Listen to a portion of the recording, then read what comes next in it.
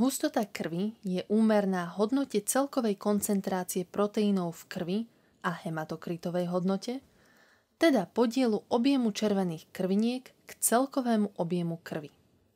Na určovanie hustoty krvi v našom experimente používame nepriamu metódu. Je založená na porovnávaní správania sa kvapky krvi v roztokoch síranu medinatého rôznej hustoty.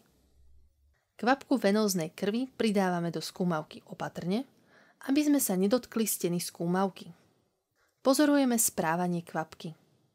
Kvapka klesá ku dnu, čo znamená, že hustota krvi je väčšia ako hustota roztoku. So zvyšujúcou sa hustotou síranu medinatého kvapky krvi padajú čoraz pomalšie, teda hustota síranu medinatého v skúmavkách sa začína približovať hustote krvi. Po pridaní kvapky krvi do tejto skúmavky kvapka nepadá ihneď nadol, ale v roztoku sa istú chvíľu vznáša. Vznášanie kvapky v skúmavke značí, že hustota krvi sa rovná hustote tohto roztoku. Môžeme teda povedať, že hustota krvi v našom experimente má hodnotu 1058 kg na meter kubický.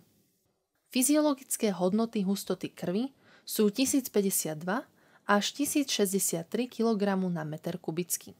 Po pridaní kvapiek do posledných dvoch skúmaviek s hustotou síranu medinatého 1060 a 1062 kg na meter kubický pozorujeme jemný pokles kvapky krvi, ale v zápätí jej opätovné vyplávanie na povrch, kde sa ostáva vznášať. Vznášajúca kvapka na povrchu skúmavky indikuje, že hustota krvi je menšia ako hustota roztoku.